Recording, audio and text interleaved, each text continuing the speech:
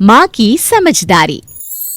बच्चों को सही राह दिखाने के लिए माँ हर काम करती है, फिर चाहे उसे बच्चों की नजर में बुरा भी क्यों न बनना पड़े। देख शीतल, बहुत हो गया तेरा। कब से बोल रही हूँ, लड़की है, लड़की की तरह रहा कर। जब देखो तब घूमना, मस्ती, यार दोस्त, ये सब पसंद नहीं है मुझे। शीतल जो बिल्कुल बिगड़ी हुई लड़की थी। क्या है माँ, जब देखो तब चिल्लाती रहती हो। मुझे आजादी चाहिए, आजादी। आज के जमाने की लड़की हूँ मैं, अच्छा कमा रही हूँ, किसी के कहने पर क्यों चलूं? My life my rule. तभी वहाँ पिताजी आ जाते हैं। ओए, माई लाइफ माई रूल की बच्ची, वो किसी जो है ना, वो किसी नहीं, तेरी माँ है, माँ, समझी? हाँ तो ठीक है ना, माँ है तो क्या जिंदगी नहीं जीने देगी? पापा मैं साफ साफ बता देती हूँ, ज्यादा रोका टोकी हुई तो मैं अलग घर ले लूंगी। वैसे भी सुकून के लिए मुझे 10-12 हजार रुपए किराए पर भी देने पड़े तो नॉट ए बिग डील। पिताजी को शीतल की बात पर गुस्सा आ जाता है। मेरा तो मन कर रहा है कि खुद ही तेरे जैसी औलाद को घर से निकाल दूं। 4 क्लास क्या पढ़ लिया, माता पिता से कैसे बात करनी है वो भी भूल गई। Chill dad. क्या कहूँ इन्हें। शीतल वहाँ से चली जाती है। पिताजी को गुस्सा आ जाता है। वो शीतल को मारने के लिए खड़े ही होते हैं कि माँ हाथ रोक लेती है। अरे सुनिए तो, चलिए थोड़ी देर बाहर वॉक करके आते हैं। अरे ये लड़की हाथ से निकली जा रही है और तुम हो कि। लेकिन फिर भी पति का बीपी हाई ना हो, इसलिए पत्नी उन्हें लेकर पार्क में टहलने निकल जाती है। रास्ते में उन लोगों को एक कॉमन फ्रेंड मिल जाते हैं। क्या हाल है राकेश भाई, दिखाई नहीं देते आजकल। और भाभी जी कैसी हैं? बिटिया रानी को लेकर घर आइए ना कभी।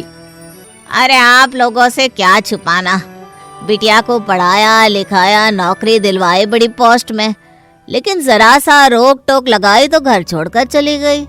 अब किसी के घर जाने में भी शर्म आती है, इसलिए मैं और मेरी श्रीमती जी कहीं नहीं जाते, घर में ही रहते हैं। अरे आप क्यों नहीं जाते हैं किसी के घर? बेटी ने घर छोड़ा है तो इसमें आप लोगों की क्या गलती है भाई साहब? अब क्या बताएं भाभी जी, समाज की सोच ही ऐसी है।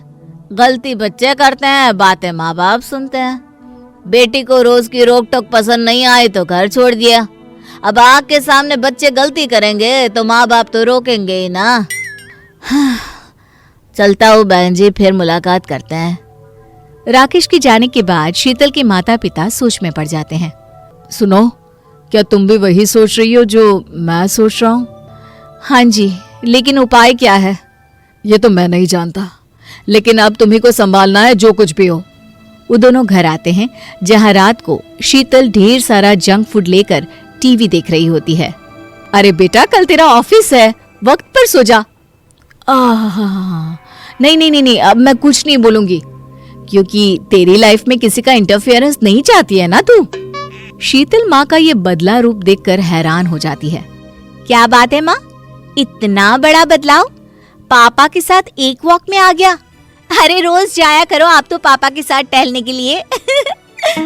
शीतल देर रात तक टीवी देखती है और फिर सुबह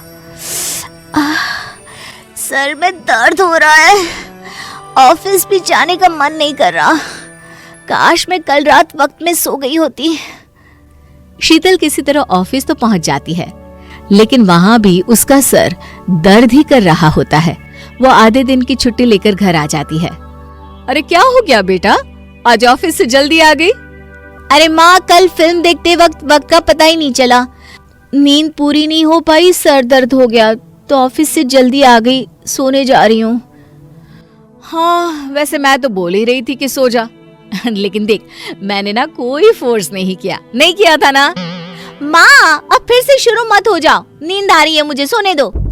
शीतल वहां से चली जाती है। फिर उसी दिन रात को शीतल फिर टीवी के सामने बैठ जाती है। माँ आकर टीवी बंद कर देती है। देख शीतल, ये रोज रोज देर तक टीवी देखना, देर से सोना, देर से उठना, ये सब ठीक नहीं है। माँ, मैंने पहले ही कहा है कि मैं घर छोड़ दूंगी अगर ज्यादा रोका टोकी की तो। चल ठीक है, नहीं रोकूंगी आज से, लेकिन तुझे घर छोड़कर जाना है तो चली जा। शीतल हैरान रह जाती है। अरे क्या बोल रही हो, लड़की को घर से निकाल रही हो? हाँ हाँ, इसने अभी दुनिया देखी कहाँ है, जो रोज सुबह बना बनाया मिल रहा है। अकेली रहेगी तो सब कुछ पता चल जाएगा। शीतल भी सोच में पड़ जाती है कि घर छोड़ा तो खर्चा तो होगा ही, साथ में घर का काम जो करना पड़ेगा सो अलग। देखो बस तुम ना मुझे परेशान मत किया करो, समझी माँ? आज से तू हम लोगों को घर का किराया देगी 10,000 रुपए। क्या बोल रही हो माँ? वही जो तुम सुन रही हो वही तो बोल रही हूँ, घर का किराया दोगी मुझे। अब शीतल माँ को हर महीने पैसे देने लगती है।